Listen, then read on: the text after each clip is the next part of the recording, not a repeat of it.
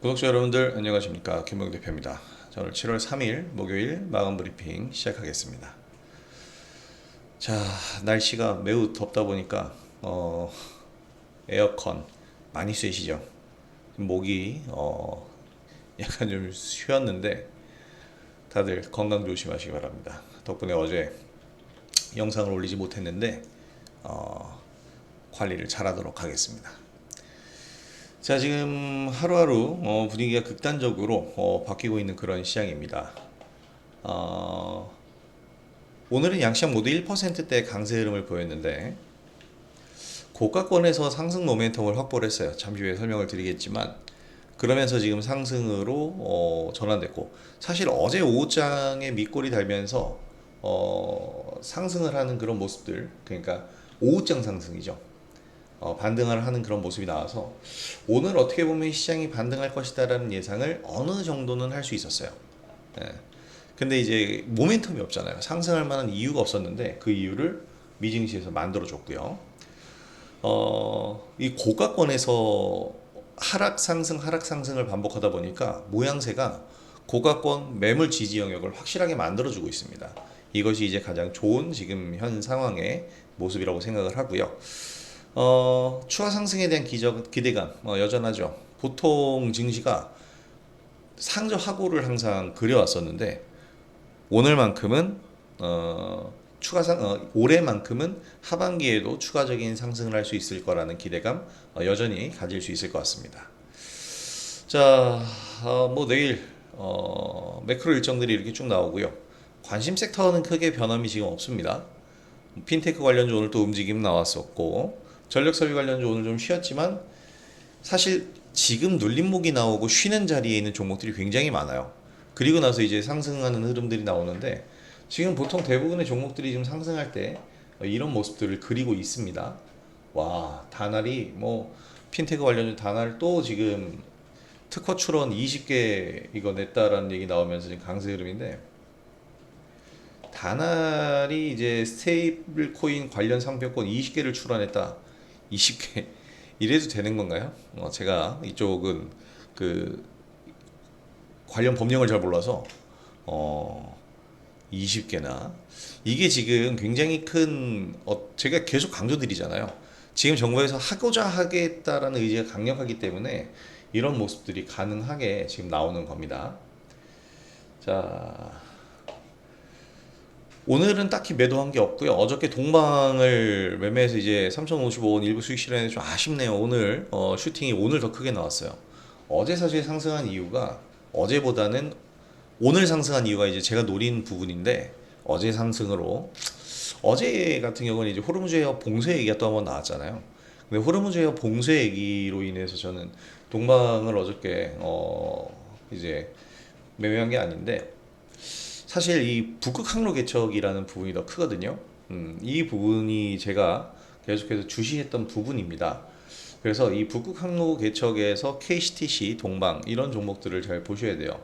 얘들만 한번 잠깐 보고 넘어가면, 어우 다날 멋있어요. 자, 동방 같은 경우에 2,990원에 이제 마무리를 오늘 했는데 추세상 상승 추세고 차트가 굉장히 멋있죠? 더 좋은 차트는 KCTC가 가지고 있습니다. 사실 저는 KCTC가 어저께 관심주였고 KCTC를 좀 놓치는 바람에 동방으로 들어갔는데, 국정과제로 지금 이 얘기가 나와요. 근데 이게 지금 우리나라만 하고 있는 게 아니라 중국과 러시아도 지금 이 북극 항로를 개척을 하고 있습니다. 수에즈 운하로 지나가는 이 항로를 북극으로 돌려서 비용을 절감하겠다라는 거죠. 또 우리가 개척한 항로니까 통행세라든지 이런 부분에 대해서 부담감도 적을 거고요. 뭐 이런 구체적인 부분까지는 제가 뭐 다 알 수는 없지만 일단 중요한 건 이 북극 항로를 개척한다라는 것, 그 부산항을 되살리겠다라는 것, 이것이 이제 정부의 주요 정책이었습니다. 자, 이재명 대통령의 핵심 지역 공약 북극 항로 개척입니다. 어, 지금 국정기획위에서 북극 항로 전문가 간담회를 열었어요. 그래서 부산을 해양 강국의 중심으로 육성하자라는 겁니다. 그러니까 이게 어떻게 보면 부산 지역에서 했었던 이 선거운동에서 HMM 본사 그리고 해양수산부를 부산으로 이전하겠다라는 이야기를 했잖아요. 그리고 북극 항로를 개척하는 것 자체가 지금 이 부산항을 되살리겠다라는 공약입니다. 자, 물류 경로 중에서 수에즈 운하보다 30에서 40% 가량 단축을 할 수 있답니다. 비용 절감이 되겠죠. 그래서 정책 드라이브를 걸고 있고, 다 주변국이잖아요. 러시아, 중국, 일본, 북극해를 이용할 수 있는 이 국가들, 지금 이 부분을 계속해서 경쟁에 나서고 있는 상황입니다. 자, 그래서 이것도 역시 정책주예요. 근데 해운주들이 중동 분쟁이 일어났을 때 반발 수혜주들로 상승을 하고는 하는데, 자, 중동 분쟁은 지속될 수 없는 이슈라고 제가 항상 얘기 드리죠.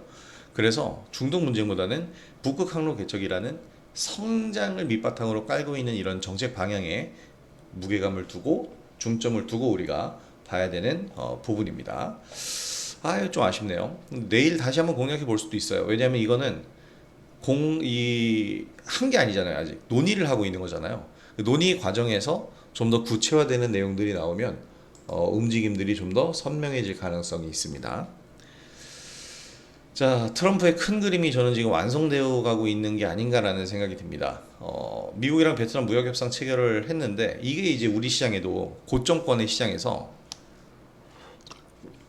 상승 모멘텀을 제공을 해준 부분입니다. 미증시보다 우리 시장이 더 크게 상승을 했는데 1%대 강세예요. 베트남과의 이 미국의 협상이 기존의 46%로 뭐 말도 안 되는 비상식적인 관세를 예고를 했는데 20% 관세를 크게 낮아졌죠. 그리고 다른 주요국과도 원활한 협상을 하고 있다고 베센트 재무장관도 얘기를 했고요. 철강 등의 이 관세 불안에 힘들었던 섹터가 강세 흐름을 보였고, 무엇보다 결국에는 협상할 거잖아. 그러니까 강하게 관세를 얘기하면서 협상의 판을 흔드는 트럼프 특유의 전략이었다. 협상용 카드였다라는 인식이 강해졌습니다. 근데 중요한 건 이거예요. 저는 이 큰 그림이라고 생각하는 게, 자신이 이제 취임했을 때 증시가 고가권이었잖아요. 거기서 더 올리기에는 부담스럽잖아요. 그러니까 3만 포인트에서 나스닥 지수를 보면서 얘기를 해보면, 자, 취임했을 때 1월 달에 주가 지수가 굉장히 높았어요. 이렇게 선을 굉장히 많이 꺼놨네요. 네. 여기 1월 20일 날 이제 취임했으니까 완전 고점 영역이지 않습니까? 2만 포인트가 넘어선 나스닥 2만 포인트 이상의 굉장히 고가권이었는데, 여기에서 이제 자신의 임기를 출발하면 여기서 2만 1000포인트까지 올리는 게 그리 쉬운 일이 아니잖아요. 올라간다라는 게, 그렇게 성장한다는 게. 고금리지, 파월은 금리 인하할 생각도 없지, 러우 전쟁 진행 중이지, 미국 내 인플레이션 아직까지 해결김이 없지, 그런 상황이었는데 여기서 어떻게 더 올려? 엔비디아만 계속 밀어줄 수도 없고. 그래서 제가 볼 때 이게 큰 그림이었다는 게, 관세를 칼을 빼드는 거예요. 일단 2만 포인트에서 2만 1000으로 가는 것조차 힘들잖아. 그것도 얼마 되지 않는 폭인데. 그러니까 일단 일단 부수고 거기서 다시 올리자. 이게 저는 큰 그림이었다라고 봐요. 그래서 관세 얘기를 하면서 시장을 흔들었고, 급락을 아주 그냥 어마어마한 폭락을 보였죠. 그래서 15,000포인트까지 이제 순식간에 내려왔어요. 엄청난 퍼센티지의 하락을 보였는데, 여기서부터 이제 관세를 갑자기 협상을 하겠다, 유예를 하겠다 이런 얘기하면서 시장의 상승 모멘텀들을 제공을 했어요. 순간순간. 그러고 나서 어느 정도 시장이 이렇게까지 15,000포인트까지 또 순식간에 조정을 받으니까 엔비디아와 같은 성장 기업들은 주가가 싸졌다는 인식을 받잖아요. 여기서 수급이 들어옵니다. 저가 매수가. 트럼프가 아무런 행동을 하지 않아도. 그렇게 저가 매수가 들어와서 과매도 상태에서 저가 매수가 들어와서 어느 정도 지수가 올라왔을 때, 거기서 자, 이제 관세 협상 시작하자면서 지금과 같은 선물을 주게 되면 거기서 폭발적으로 상승하잖아요. 그래서 전고점까지만 가도 15,000에서 2만으로 올라간 효과가 나옵니다. 이게 제가 관세 전쟁을 처음에 트럼프가 일으켰을 때 그때 당시 해드렸던 얘기예요. 그 그림 그대로 나왔어요. 그리고 나서 여기서 신고가까지 나왔네? 이러면 자신의 임기 초에 증시를 어마어마하게 끌어올렸다라는 인식을 갖게 되죠. 훌륭한 포장입니다. 이것이 저는 큰 그림이었다라고 생각을 해요. 저만 이렇게 생각한 게 아닐 겁니다. 그래서 증시가 관세 영향으로 조정을 받고 더 크게 올랐는데 고가권에서 2만 포인트 선에서 한 차례 매수 기회를 제공한 거나 다름이 없어요. 그 극적인 효과를 누렸고 이제 트럼프가 지금까지 그러니까 정책적인 이런 어떤 성과가 하나도 없죠.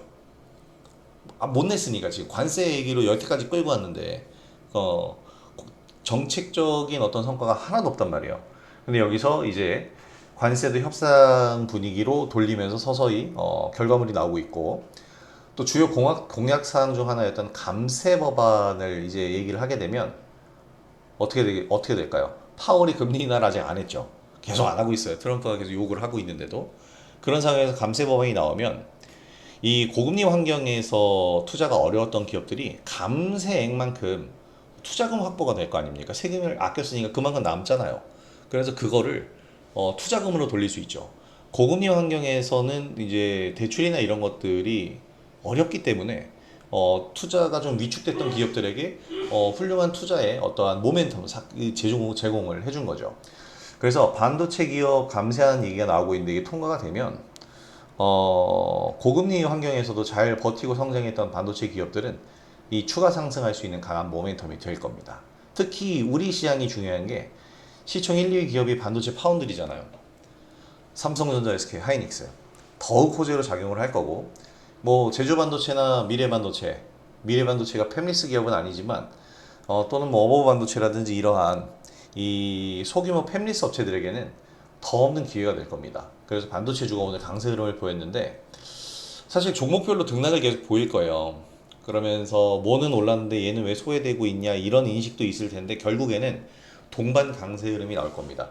하루하루 뭐 순서 차이가 나더라도 반도체주, 기술주의 좋은 흐름이 계속될 거라는 거죠. 여기에다가 이제 우리나라 새 정부의 정책에 관련된 종목들도 강세 흐름을 지속하고 있는데 특히 조금 전에 말씀드린 이 북극 항로 개척 그리고 탈플라스틱 로드맵 마련 이거는 뭐 지금 그러니까 민주당이라는 당의 근간은 친환경과 아주 밀접하죠. 그래서 에너지도 신재생, 탈플라스틱 뭐 이런 부분들을 계속해서 강조를 하는데 연내에 이제 로드맵을 마련하겠다라고 발표를 했어요. 그러면서 에코플라스틱 등등의 주가가 급등을 보였는데 이러한 정책적인 이슈들이 지금 품고 있는 정책들이 계속해서 나올 겁니다. 그래서 정책주는 우리가 계속해서 관심을 가져야 되는 거고요. 근데 이 정책이 또 북극항로라는 정책이 뭐 새로운 정책은 아니지만 이미 공약 때 선거운동 때 얘기를 한 거지만 종목으로서 이렇게 테마로 형성된 거는 최근이에요. 그래서 순환매 섹터가 굉장히 많죠. 그래서 순환매의 속도와 순서가 이제 느려지고 길어질 수 있어요. 근데 반대로 생각하면 예를 들은 건 이런 거죠. 오늘 어떤 종목을 매수했는데 삼성전자를 매수했는데 얘가 이틀 정도 눌림목을 가져가고 상승을 해야 되는 게 보통 일반적인 속도야. 순환매 사이클인데 순환매 종목이 순환매 섹터가 평소에 5개, 6개였던 게 지금 10개, 15개로 늘어났어. 그러면 순환하는 속도가 더더더더 길어지잖아요. 그러면 매수한 이후에 이틀 정도 눌림 이후 상승했는데 지금은 한 7일, 한 2주 이렇게까지 늘어날 수 있다라는 거죠. 그러면 조금 지루해 줄 수 있죠. 그런데 반대로 생각하면요. 종목을 매수한 이후에 바로 상승이 나오지 않더라도 우리가 조급해하지 않아도 된다는 거예요. 기다려줄 수 있는 명분이 충분히 되어준다라는 것이죠. 그래서 지금은 당분간은 편안하게 보유하면서 매집하듯이 대응해도 충분한 시장 분위기다. 이게 이제 제가 가장 요즘에 강조하고 있는 그런 얘기들입니다. 자, 그래서 이제 전반적으로 오늘 강세장의 흐름을 보였는데 이 강세장 흐름을 보이는데 한몫한 종목들은 역시나 시가총액 상위주들입니다. 그 중에 하나가 뭐냐면 바로 에코프로예요. 오늘 4%의 강세 에코프로 BM은 역시 상승. LG 에너지솔루션이 더 많이 올랐죠. 4%로 좀 줄어드는데 6% 이상 상승도 하기도 했습니다. 7%를 넘겼었네요. 이렇게 지금 상승을 했는데 이들이 상승한 가장 큰 이유가 뭐냐면 테슬라의 상승입니다. 이게 저는 조금 뭐랄까 2차 전지 쪽에서는 제가 계속 리튬 관련주에 대한 상승보다는 새로운 아이템을 가지고 있는 차세대 배터리 관련주들을 보셔라라고 말씀드리잖아요. 그게 이제 나트륨 이온 배터리라든지 전고체 배터리 쪽, 애견 케미칼이나 뭐 한농화성과 같은 종목들인데요. 성장성을 더 눈여겨봐야 되는 겁니다. 근데 지금 에코프로 같은 경우에는 이런 얘기가 나왔네요. 중국에 의존해서 이제 벗어나겠다. 그래서 유럽과 북미를 공략하겠다. 이런 얘기가 나오고 있습니다. 혁신 경영. 자, 급변하는 글로벌 배터리 산업 환경. 사실 글로벌 2차 전지의 성장은 2차 전지라고 한다면 전기차 산업의 성장은 중국을 제외한 나머지 국가에서 모두 후퇴 중입니다. 퇴보하고 있죠. 퇴보라기보다는 성장력이 떨어지고 있어요. 왜냐하면 포모 현상, 포모가 아니고 캐즘 현상이 일단은 지배를 하고 있는 상황인 거고, 이 전기차의 필요성이라는 것이 사실 지금 당장 우리가 피부로 느낄 수가 없기 때문에 더더욱 그렇다라고 생각이 됩니다. 자, 그래서 이런 모습들 나오고 있는데, 고객 의존도 분산. 이는 이제 유럽과 북미 지역 쪽으로 이제 좀 더 진출, 시장을 확대하겠다라는 얘기가 되겠죠. 자, 그래서 탈중국 공급망 재편 이런 얘기들이 나오고 있는데 이게 지금 굉장히 중요한 얘기예요. LG 에너지솔, 메가터치 뭐 지금 제가 얘기 드린 얘기들 다 나오고 있는데 어쨌든 차세대 배터리 쪽으로 변화를 줘야지 주가 상승이 더 안정적으로 나올 수가 있을 겁니다. 그런 사실 오늘 뭐 테슬라 급등 때문에 올랐다라는 뭐 의견이 다 지배적이고요. 저도 그렇게 봅니다. 보통 차세대 배터리가 오를 때에는 이제 오르는 종목들이 안 나오고 오늘 2차전지 전통적인 종목들이 이제 오르는 모습이 나왔죠. 자, 근데 테슬라도 당일 상승, 당일 하루 상승, 하루 하락이 계속 반복되고 있어서 사실 지금은 테슬라의 상승 편승에 기대기에는 조금 어려울 수 있다라는 점을 우리가 생각을 해줘야 됩니다. 자, 애견 케미칼, 뭐 메가터치, 나인테크 이런 최근 강세를 보인 나트륨 이온 배터리들을 우리가 해서 반복적으로 보면서 지금도 눌림 자리 좋고 애프터마켓에서 움직이는데 내일 정도 자리가 되면 또 한번 매수할 수 있는 자리도 확보가 될 겁니다. 자, 그리고 이제 반도체 감세안에 대한 부분을 우리가 살펴봐야 되는데 삼성전자가 오늘 어마어마한 상승을 보였습니다. 삼성전자 5%. 야, 지금 이제 애프터마켓에서 5% 올라가는데 삼성전자 5% 오른 건 거의 다른 종목 상한가 간 거나 다름없습니다. 그만큼 이 너무나도 시총이 크고 그렇기 때문인데 6월 일단 반도체 수출이 역대 최대 실적을 보였고요. 이건 감산에 대한 부분인 것 같고 갤럭시 AI로 혁신 경쟁 독주 체제 얘기가 나오고 있고 지금 뭐 쌍끌이 매수가 들어오면서 수급도 좋아지고 있는데 가장 중요한 거는 이겁니다. 뉴욕 증시에서도 장중에 이 반도체 기업들이 대부분 상승을 보였고 이 가장 큰 이유는 트럼프의 감세 법안과 관련해서 반도체 기업들이 세액 공제에 대한 수혜를 받는지 여부 이게 주목을 받았기 때문이에요. 이것으로 인해서 지금 반도체 기업들이 어떻게 보면 더 크게 상승할 수 있는 가능성을 맞이를 한 겁니다. 그래서 삼성전자 지금 주가 상승의 가장 큰 원동력이 되고 있는데 삼성전자가 사실 지금 엔비디아의 선택을 계속해서 못 받고 있잖아요.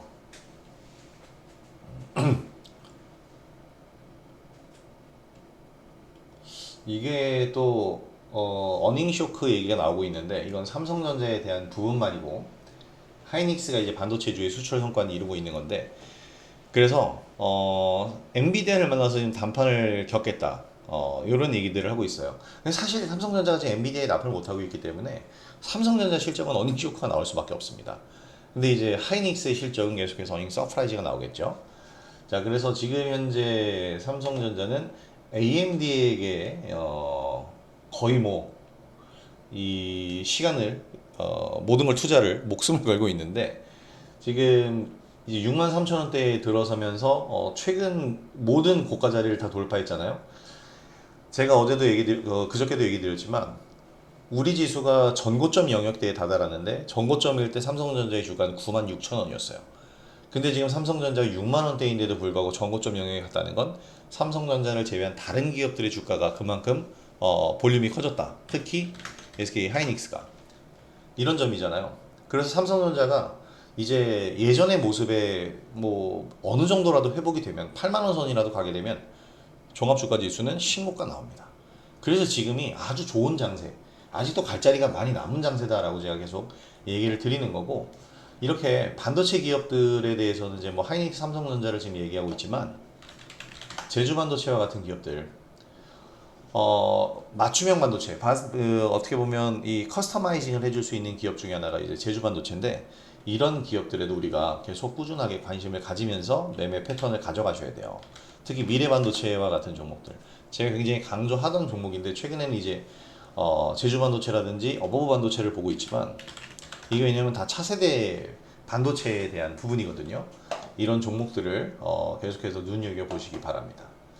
자, 이처럼 활발한 장세예요. 지금 너무나도 활발한 장세가 이어지고 있고 좋은 흐름들 나오고 있는데, 지금 장세에서 소외되지 마시고, 구독자 여러분들도 지금 장세에 적극적으로 참여하셔서 아주 멋진 높은 수익률을 얻어보시기 바라고요.